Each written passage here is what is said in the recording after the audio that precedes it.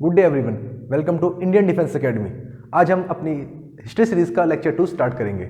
आप सभी को पता है लास्ट क्लास में हमने पढ़ा था कौन कौन सी पावर्स इंडिया आई, जिसमें कि लास्ट वॉर था बैटल ऑफ वॉन्डीवॉश ब्रिटेन और फ्रांस के बीच, जिसमें कि ब्रिटेन ने हरा दिया फ्रांस को। और अब आज इस वीडियो में हम ये देखेंगे कि कैसे ब्रिटेन ने अपनी टेरिटरी को इंडिया में एक्सपेंड किया। क्लियर? चलिए, जो आज का चैप्टर है वो है expansion of British power in India. Expansion of British power in India. Yes, last class में आपको याद होगा कौन कौन सी पावर्स इंडिया आई थी। आपको ध्यान होगा जो सबसे पहली पावर इंडिया आई थी उसका नाम था पोर्चुगीज। कब आई थी? 1498 में।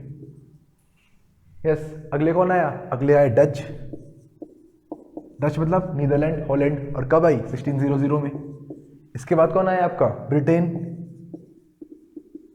इनको आने की परमिशन मिली कब थी? 31 दिसंबर 1600 में। बट मैंने आपको बताया था पहुंची कब थी? पहुंची थी ये ब्रिटेन डच के बाद पहुंची थी, मतलब 1604 में। Sorry, it is 1602। Clear? It is 1602 not 1600। अगला ब्रिटेन के बाद आई आपकी कौन? डेंस, 1616 में। और लास्ट जो आपकी पावर इंडिया आती है उसका नाम था फ्रेंच। और कब आई आपकी? 1664 में, जिन्होंने कि अपना हेडक्वार्टर बनाया था पौडुचेरी में। क्लियर? लास्ट में क्या हुआ? इन पांचों के बीच लड़ाई होती है और जो फाइनल दो रहते हैं वो रहते हैं ब्रिटेन एंड फ्रांस, और इनके बीच लड़ाई होती है जिनको कहा गया था Carnatic Wars. Clear? Carnatic Wars क्यों कहा गया था? क्योंकि ये कर्नाटका वाले रीजन में हुई थी। और जो थर्ड वॉर थी दैट इज बैटल ऑफ वॉन्डीवॉश, वो इनकी डिसाइसिव वॉर थी जिसमें कि ब्रिटेन डिफीट करता है फ्रांस को। और इसके बाद एक ट्रीटी होती है जिसका नाम था ट्रीटी ऑफ पेरिस। ये हम ऑलरेडी प्रीवियस क्लास में पढ़ चुके हैं। अगर किसी को डिटेल में पढ़ना है तो प्रीवियस क्लास आप जाइए, वो देखिए, फिर आप यहाँ आइएगा। क्लियर? आज हम ये देखेंगे कि ब्रिटिश पावर इंडिया में कैसे एक्सपेंड हुई, कैसे उन्होंने अपनी पावर को कंसोलिडेट किया इंडिया में। क्लियर? चलिए देखिए हुआ क्या। एक लॉ ऑफ हिस्ट्री है। लॉ ऑफ हिस्ट्री ये बोलती है, जैसे आपने देखा होगा फिजिक्स में आपके बहुत सारे लॉ है, केमिस्ट्री में आपके काफ़ी लॉ है, वैसे लॉ आपका है हिस्ट्री में। आप बोलेंगे कि सर हिस्ट्री में कैसे लॉ हो सकता है? तो देखिए कैसे हो सकता है। लॉ ऑफ हिस्ट्री ये बोलती है, हमने आज तक ये चीज़ सीखी है कि अगर एक पावर नीचे जाएगी तो दूसरी पावर ऑटोमेटिकली ऊपर जाएगी। अगर किसी का फॉल होगा, अगर किसी पावर का फॉल होगा तो दूसरी पावर का क्या होगा? राइज होगा। जैसे मान लीजिए क्रिकेट है, क्रिकेट में क्या होगा? क्रिकेट में ऑस्ट्रेलियन का पहले डोमिनेंट था, ठीक है, ऑस्ट्रेलिया नीचे आई, इंडिया ऊपर आई। इससे पहले आप देखेंगे वेस्ट इंडीज हमेशा कभी हारती नहीं थी, वेस्ट इंडीज नीचे गई तो ऑस्ट्रेलिया ऊपर आई। क्लियर? तो ऐसे ही आपका हिस्ट्री में ये बोला गया है कि एक पावर नीचे जाएगी तो दूसरी पावर क्या होगी आपकी? ऊपर आएगी। देखिए कैसे। जो पावर नीचे गई, इंडिया में क्या था इस टाइम पीरियड पे? इंडिया में इस टाइम पीरियड पे था मुगल एम्पायर। इंडिया में इस टाइम पीरियड पे था मुगल एम्पायर। तो देखिए जब मुगल एम्पायर नीचे गया तो जो ऊपर आए, कौन आएंगे ऊपर? आपको लगेगा कि सर ऊपर जो आएंगे वो ब्रिटिशर्स आएंगे, ब्रिटेन ऊपर आएगी, पर नहीं। इस टाइम पीरियड पे जो ऊपर आए वो थे मराठास। ध्यान रखिएगा, मराठास ने इस टाइम पीरियड पे अराउंड 78% ऑफ इंडिया को क्या कर लिया था? ऑक्यूपाई कर लिया था। अब क्या हुआ? अब आपकी थर्ड बैटल ऑफ पानीपत होती है, जिसमें कि अब्दाली हरा देते हैं किसको? मराठास को। और क्या हो गया? मराठास का फॉल हो गया। अब मराठा का फॉल हुआ तो ऊपर कौन जाएंगे? ऊपर जाएंगे ब्रिटिशर्स। क्लियर? इसी को हम डेप्थ में देखते हैं कि हुआ क्या, कैसे आपकी मुगल एम्पायर का फॉल हुआ, कैसे मराठास का राइज हुआ और कैसे ब्रिटिशर्स का राइज होता है बाद में। क्लियर? और आप सभी को पता होगा जब ब्रिटिशर्स का राइज हुआ इंडिया में, इन्होंने इंडिया में राज किया टिल 1947। क्लियर? और यही हिस्ट्री हमें पढ़नी है। चलिए देखते हैं कि मुगल्स का फॉल कैसे हुआ। अगर मुगल्स की बात करूं तो 1526 में पहली बार मुगल्स इंडिया आए थे, और जो इंडिया आए थे उनका नाम क्या था? उनका नाम था बाबर। 1526 में बाबर इंडिया आए, बिल्कुल गन लेके, ठीक है, अपने साथ मशीन्स, बहुत सारी मॉडर्न टेक्नोलॉजी लेके ही इंडिया आए थे। ठीक है, गन पाउडर का इस्तेमाल पहली बार इन्होंने किया था। ये क्या लेके आए थे? पूरे बुलेट काफ़ी चीज़ें इंडिया लेके आए थे, तोप लेके आए थे, टैंक लेके आए थे। 1526 में बाबर ने इब्राहिम लोदी को हराया in the first battle of Panipat. Panipat की पहला युद्ध जो था उसमें क्या हुआ? उसमें बाबर ने इब्राहिम लोदी को हराया और इंडिया में एस्टेब्लिश किया उन्होंने मुगल एम्पायर। 1526 से लेकर 1707 जितने भी मुगल्स इंडिया में रहे, ठीक है, वो सारे के सारे जो थे वो थे ग्रेट मुगल्स। ग्रेट क्यों बोल रहा हूँ मैं? क्योंकि एक पावरफुल, एक अच्छे लीडर्स थे। क्लियर? तो 1526 से लेके 1707 तक जो इंडिया में रहे वो रहे ग्रेट मुगल्स। क्लियर, जो कि स्टार्ट होते हैं बाबर से और जो खत्म होता है लास्ट रूलर जो थे वो थे आपके औरंगजेब। पर हुआ क्या, 1707 में औरंगजेब की डेथ के बाद मुगल एम्पायर डिक्लाइन होना शुरू हुआ। क्लियर, इसके बाद 1707 में जो अगले मुगल एम्पायर बनते हैं वो बनते हैं फारुखशियार। 1707 से लेके 1719 तक जो मुगल एम्पायर बने उनका नाम था फारुखशियार। फारुखशियार।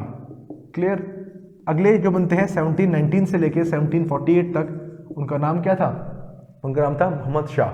ध्यान रखिएगा, मोहम्मद शाह का पूरा नाम था मोहम्मद शाह रंगीला। रंगीला सिर्फ इनको बोला जाता था, क्यों बोला जाता था, क्योंकि काफ़ी रंगीन मिजाज के इंसान थे। क्लियर, आप लोग समझ ही रहे होंगे कि रंगीन मिजाज से मेरा मतलब क्या है। क्लियर, देखिए सेंट्रल अथॉरिटी हमारी ऐसी है, सेंट्रल अथॉरिटी अगर वीक पड़ जाए तो देखिए होगा क्या, अगर कभी भी सेंट्रल अथॉरिटी वीक पड़ जाती है तो उससे होता क्या है, जितने भी अलग उसके, मान लीजिए सेंटर है हमारा, ये मुगल एम्पायर हमारा सेंटर है, यहाँ पे आप देखोगे बंगाल है, हैदराबाद है, जितनी भी टेरिटरीज है ये सब अपने आप को क्या करेंगे, अलग कर लेंगे सेंटर पावर से। आज भी यही हो सकता है, इसलिए सेंट्रल पावर का स्ट्रांग होना सबसे ज़्यादा मस्ट होता है, सबसे ज़्यादा जरूरी होता है किसी भी देश के लिए। क्लियर, तो सेंटर मजबूत रखा जाता है। जैसे इंडिया में भी क्या है, इंडिया में सेंटर स्टेट से ज़्यादा पावरफुल है, आप सभी को पता होगा। क्लियर, सेंटर और स्टेट के बीच में पावर्स तो डिवाइड है। क्लियर, इसको क्या कहा जाता है, इसको कहा जाता है पॉलिटी में देखेंगे फेडरल स्ट्रक्चर। फेडरल मतलब पावर शेयर करेगा सेंटर और स्टेट। अब कॉन्सेप्ट क्या है कि सेंटर ज़्यादा पावरफुल है स्टेट से। अब ये कॉन्सेप्ट, ये क्वेश्चन भी आता है, काफ़ी ज़्यादा पॉलिटी का क्वेश्चन है ये, कि ये जो कॉन्सेप्ट है कि सेंटर ज़्यादा पावरफुल है स्टेट से, ये कहाँ से लिया गया है। ध्यान रखिएगा, ये जो लिया गया है वो कैनेडियन कॉन्स्टिट्यूशन से लिया गया है। कनाडा से कॉन्सेप्ट लिया गया है कि centre is more powerful than state. Clear, चलिए आगे बढ़ते हैं। 1719 से लेके 1714 तक मैंने आपको बोला इंडिया में कौन थे, मोहम्मद शाह रंगीला। क्लियर, हुआ क्या इस टाइम पीरियड पे, जितने भी अलग प्रोविंसेस थे, सूबास थे, उन्होंने अपने आप को हटाना स्टार्ट किया सेंटर से। देखिए कैसे, अगर मैं सूबा की बात करूं, देखिए आज आपके स्टेट होते हैं, प्रोविंसेस होते हैं, ठीक है, उस टाइम पीरियड में सूबा होते थे। जो 3 मेन सूबा थे जिनका नाम था हैदराबाद, अवध और आपका बंगाल, इन तीनों ने अपने आप को क्या कर लिया, पुल ऑफ कर लिया, हटा लिया। किससे हटा लिया, सेंटर से। देखिए हुआ क्या, सूबा जो होते थे, इन सूबा में 2 ऑफिसर अपॉइंट किए जाते थे, और ये दोनों ऑफिसर क्या होते थे, इक्वल रैंक के होते थे। इक्वल रैंक के क्यों होंगे, एक दूसरे को चेक करने के लिए, चेक एंड बैलेंस के लिए। 2 ऑफिसर होते थे, एक का नाम था आपका सूबेदार, और सूबेदार जो होगा वो क्या होगा, मिलिट्री ऑफिसर। आज भी आपको पता होगा सूबेदार होते हैं। क्लियर, और दूसरे होते थे दीवान। दीवान ध्यान रखिएगा, दीवान क्या होते थे, दीवान होते थे आपके रेवेन्यू ऑफिसर। दीवान आपके होते थे रेवेन्यू ऑफिसर। क्लियर, तो सूबा में 2 ऑफिसर अपॉइंट होते थे, दोनों इक्वल रैंक के, एक को बोला जाता था सूबेदार और दूसरे को बोला जाता था दीवान। क्लियर, दोनों ही इक्वल रैंक के, क्यों, एक दूसरे को चेक एंड बैलेंस करने के लिए। चलिए आगे देखते हैं हुआ क्या। ध्यान रखिएगा, जो फर्स्ट सूबा था या फिर फर्स्ट प्रोविंस थी जिसका नाम था बंगाल, जो कि अलग हुआ, और ये अलग होता है 1722 में। मैंने आपको बताया, देखिए 1719 से लेके 3048 तक जो थे मुगल एम्पायर वो थे मोहम्मद शाह रंगीला। देखिए इतने लंबे टाइम तक रहे और क्या किया, मुगल एम्पायर को बिल्कुल खत्म कर दिया। कैसे खत्म किया, अभी तक देखिए ना, अगर आपका सेंटर वीक है, ये आपका सेंटर है, मान लीजिए आज दिल्ली आपका सेंटर है, अगर दिल्ली अगर स्ट्रांग होगा तो वो क्या करेगा, सबको जोड़ के रखेगा। बट अगर दिल्ली ही वीक पड़ जाए, सेंटर ही वीक पड़ जाए, तो बाकी क्या बोलेंगे, वो बोलेंगे सेंटर वीक है, कुछ कर नहीं पाएगा, हम अलग हो जाते हैं, हम अलग हो जाते हैं। तो ध्यान रखिएगा, बंगाल ने अपने आप को इंडिपेंडेंट घोषित कर दिया 1722 में। और इस टाइम पीरियड पे जो बंगाल के फर्स्ट नवाब बने, पहले नवाब, वो थे दीवान ऑफ बंगाल, जिनका नाम था, यस बताइएगा कोई, जिनका नाम था आपका मुर्शिद कुली खान। मुर्शिद कुली खान। क्लियर, तो मुर्शिद कुली खान पहले नवाब बनते हैं बंगाल के, और ये कैपिटल एस्टेब्लिश करते हैं जिसका नाम था मुर्शिदाबाद। आप आगे जाके देखेंगे मुर्शिदाबाद से कैपिटल शिफ्ट होती है मुंगेर। क्लियर, आप आगे जाके देखेंगे। तो फर्स्ट जो कैपिटल बनी वो बनी मुर्शिदाबाद। देखिए मुर्शिद कुली खान ने अपने ही नाम पे कैपिटल बनाई मुर्शिदाबाद, जो कि बंगाल की कैपिटल बनी। 1722 में अलग हुए। और कौन अलग हुआ था, हैदराबाद और आपके अलग हुए थे अवध। ध्यान रखिएगा, आप सभी को पता होगा हैदराबाद में निज़ाम होते हैं, निज़ाम ऑफ हैदराबाद। तो जो फर्स्ट आपके रूलर थे उनका नाम था निज़ाम उल मुल्क, निज़ाम उल मुल्क। और आपको सबको पता होगा इन्हीं के नाम से चला जाता है कि निज़ाम है वहाँ के। क्लियर। जैसे मान लीजिए मराठाज है तो वहाँ पे पेशवा होते हैं, हैदराबाद में क्या होते हैं, निज़ाम। बंगाल में क्या होते हैं आपके, बंगाल में आपके नवाब।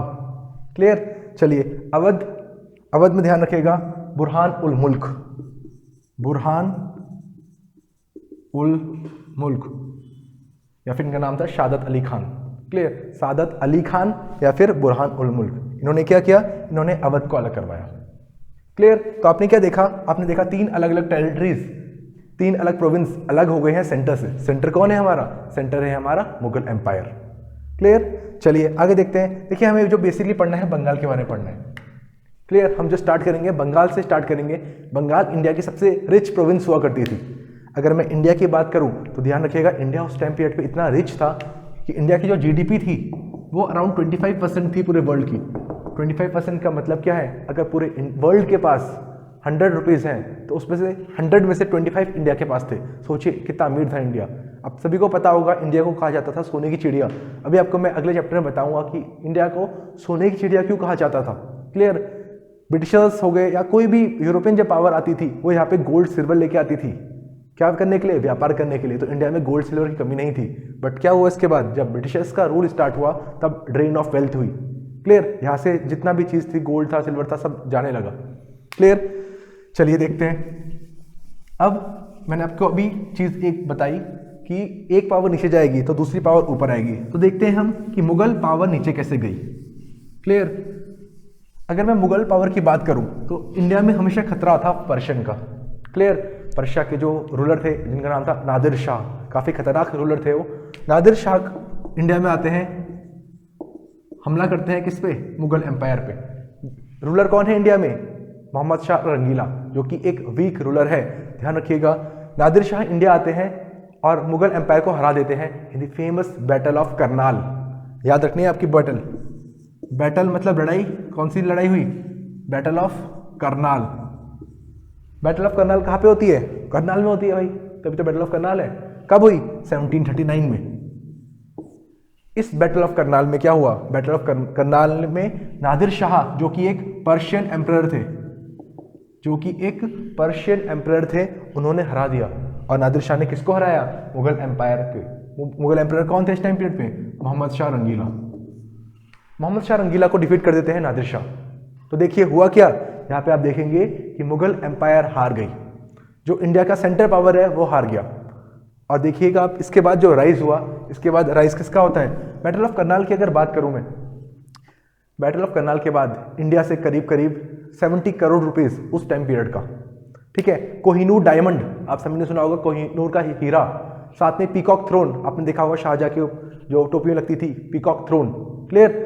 पीकॉक थ्रोन और साथ में डायमंड किसका, कोहिनूर का, 70 करोड़ रुपीस उस टाइम पीरियड के लूट के ले गए नादिर शाह। सोचिए कितना बुरी तरह लूट के ले गए होंगे इंडिया को, और बुरी तरह हार गए थे कौन, इंडिया में मुगल एम्पायर। नादिर शाह ने डिफीट कर दिया। हुआ क्या, इंडिया में धीरे धीरे राइज होने लगा मराठास का। क्लियर। मराठास कैप्चर करने लगे मुगल एम्पायर को, या फिर इस तरफ से अगर आप देखोगे इंडिया का मैप तो ये आपका इंडिया है, यहाँ आपके मराठास थे। क्लियर। अब ये मत सोचिएगा कि सिर्फ मराठास महाराष्ट्र में होते थे, आप देखेंगे ग्वालियर के सिंधिया ये भी मराठा के अंदर आते हैं, भोसले, होलकर, ये सारे मराठास हैं। क्लियर। इनमें जो सबसे इंपॉर्टेंट मराठा थे वो थे पेशवास। क्लियर। अब क्या हुआ, धीरे धीरे आप देखोगे इन्होंने अपनी टेरिटरीज को एक्सपेंड करने लगे मराठास, और अराउंड 78% टेरिटरी को ऑक्यूपाई कर लेते हैं मराठा।